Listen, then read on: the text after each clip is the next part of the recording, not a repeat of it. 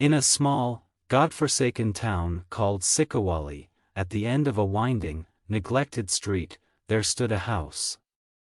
However, this was no ordinary house. It was a house of legends, a house that no child dared approach after dark. The house at Stara Dubina, as it was called, had a dark history. Once upon a time, a family lived in this very house. They were neither rich nor wealthy, but they lived peacefully. They had 2 children, twins, a boy and a girl, who were inseparable. They played together from dawn to dusk, running around the vast garden that surrounded the old mansion. Everything seemed normal until that one fateful day. One evening, on the night of the full moon, the twins disappeared. They went out to play as usual, but when dinner time came, their laughter no longer echoed in the garden. The house and gardens were searched until finally, under a large oak tree, their clothes were found, neatly folded and stacked on top of each other, as if children were getting ready for bed. But the children themselves were nowhere to be found.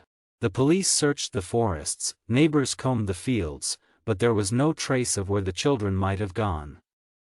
Over time, the search ceased and the family plunged into mourning. The town was shaken, but life had to go on. For years after the twins' disappearance, the house at Stara Dubina was deserted.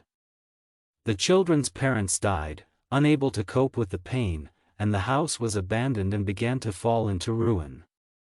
But the inhabitants of Cichowole did not forget about the tragedy. It was said that on the night of the full moon, children's laughter and whispers could be heard coming from the ruins of the house. One night, a group of brave, or rather foolish, teenagers decided to check these stories. They rushed through the garden gates just after dark, with lanterns in their hands and trembling hearts. Everything was quiet, and the only sound was their own footsteps on the withered leaves. They came to an old oak tree where children's clothes were found.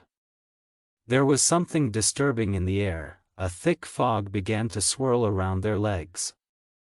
The teenagers began to feel more and more restless. Suddenly one of the boys called out, pointing to the twinkling lights in the windows of the house. It looked as if someone was walking around with a lantern inside. Terrified but fascinated, they approached the house. The door creaked open, almost on its own, and the teenagers stepped inside. There was a strange smell in the air, a mixture of old wood, mold and something sweet, almost like the smell of vanilla. It was a house where time stopped. Everything looked as if the inhabitants had only left for a moment and were about to return soon. Suddenly, there was a crash upstairs. Despite their fear, the teenagers decided to check what it was. Slowly, dodging dead rats and old furniture, they climbed the stairs, which seemed less and less stable with each step. At the top they found themselves in a long corridor with a series of doors on both sides. The door at the end of the corridor was ajar, and a strange luminous glow was coming from that room. As they got closer, they noticed that the light was pulsating rhythmically, as if a heart was beating. There was a distinct, sweet scent in the air now. When the first one entered, he froze, and the rest immediately froze behind him. In the room, in the center, there were 2 small beds, each covered with an old, embroidered bedspread. On each bed sat a child, dressed in old-fashioned pajamas, with pale, almost transparent skin that looked pulsating. The children looked at them, their eyes as black as night, no pupils, no white, just deep darkness. They tried to speak, but no sound came from their mouths. Instead, their words appeared in the teenagers' thoughts, words so terrifying that cold sweat ran down their spines. "Stay with us, stay forever, don't leave." The echo of these words echoed in their heads. No one remembers exactly how they escaped from this house, how they ran through the garden, jumped over the gate and ran into the streets of Cichowole. All that remained in their memory was that pulsating glow and the black eyes that seemed to follow them. From that night on, neither of the teenagers were themselves anymore. They told their stories, but the adults dismissed them as inventions. Despite this, none of the children who entered the house at Stara Dubina that night were able to function normally. Some people reported hearing whispers at night, smelling a sweet smell, and seeing a pulsating light in the darkness of their bedroom. The house at Stara Dubina still stands today, and the tree that once witnessed the twins' carefree fun is now a silent guardian of something that does not allow the inhabitants of Cichowole to sleep peacefully. It is said that once a year, on the night of the full moon, children still look for companions for their eternal games. And if you don't believe these stories and get too close, you may become another soul trapped in a house that never lets go. 2 years have passed since the night when a group of teenagers decided to visit the house at Stara Dubina. It was as if this event had somehow awakened the quiet, scenic street, strewn with leaves and oblivion. The town of Cichowole was different now. It welcomed the dawn less boldly, and more stories circulated among the inhabitants. So no one was surprised by the fact that on another full moon night, when the silvery light painted shadows on the rusty gates and broken windows of the house at Stara Dubina, a new figure appeared.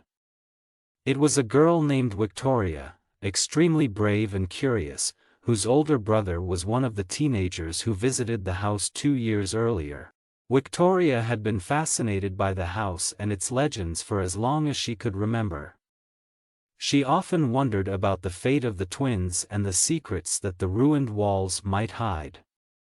Deep in her heart, she also wanted to find the answer to the question of what really happened to her brother, who had not been the same boy since that night.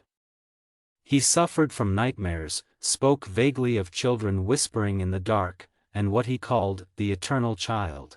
At full moon, when the stars seemed to be holding their breath, Victoria crossed the threshold of the house. She clutched an old camera in her hand. She wanted to capture something that might help her understand what her brother had encountered. Inside, the atmosphere was stuffy, but not like before. The house, despite its abandonment, gave the impression of waiting. Victoria felt someone's eyes on her, but when she turned around, she didn't see anyone. She wandered through the rooms until she reached the one upstairs with the beds. She found it as if time had stopped there 2 years ago. The children's beds were untouched, and the glow that had once pulsated was now dimmer, but just as compelling. Victoria raised her camera and took a photo. The moment the shutter clicked, the light in the room went out and the house shook to its foundations. There was a sudden bang from below, as if someone or something was trying to get out. The girl stiffened, knowing she was no longer alone. She captured the children's silhouettes in the mirror lens of the camera. They were now clearer, their bodies less transparent, more real. "Why did you come here?" she heard in her head. The child's voice was brighter now, more insistent. "I want to help my brother," she replied bravely, though her voice was shaking. The children led her to a corner of the room, where an old, dusty album lay on the floor. When Victoria opened it, she found photos of the twins, their family, and photos of other children. Many of them were wearing the same clothes as those now standing in front of her. Each photo was dated, and the dates went back many years, some even centuries. "Free us," the children whispered in one voice. Victoria then realized that each of these photos was a captured soul. Every child who crossed the threshold of this house was left here forever, trapped in photographs, locked in eternal childhood by the eternal child, a being that had once been human but was now something else, an evil force keeping everyone trapped. Realizing that her brother was one of them, Victoria decided to risk everything. Camera in hand, she began taking photos of the album, believing that capturing it in a new light would break the spell. The house shook again and the children began to disappear one by one, freed from the curse that held them. When the last photo was taken, the eternal child appeared before her, not as a monster, but as a sad, lost being that did not know how to break the cycle in which it found itself. Victoria, with a heart full of compassion, touched the creature. Then she realized that the real curse was loneliness, the desire to be with others that turned into something dark. Victoria's touch, innocent and sincere, was like a ray of light in the darkness. The eternal child finally found peace and the curse was broken. The house at Stara Dubina, once full of sadness and suffering, could now begin the healing process.